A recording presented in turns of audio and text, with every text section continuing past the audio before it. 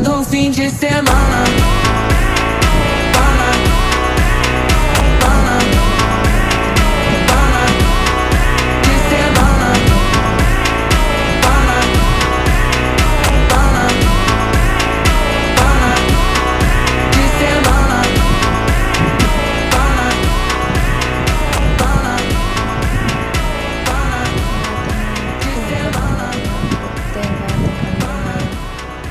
கூட எல்லாமே வெட்டி வச்சுக்கணும்.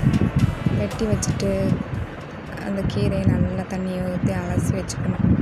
அப்புறம் கடாயை எடுத்து எண்ணெய் ஊற்றி சீரகம் கொஞ்சமாக போட்டு, அதுக்கப்புறம் சின்ன வெங்காயம், அதுக்கப்புறம் வெள்ளைப்பூடு, அதுக்கப்புறம் தக்காளி, அதுக்கப்புறம் தேங்காய் அதெல்லாம் போட்டு நல்லா வதக்கணும்.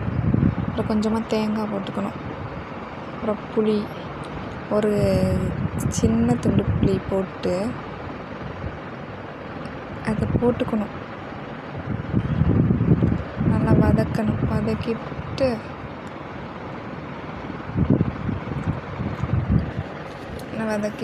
அடுப்பை சிம்மில் தான் வச்சு வதக்கணும்.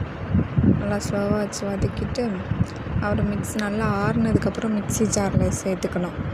சேர்த்துட்டு நல்லா கொஞ்சமாக சால்ட்டு போட்டு நல்லா குறன்னு அரைச்சிக்கணும்.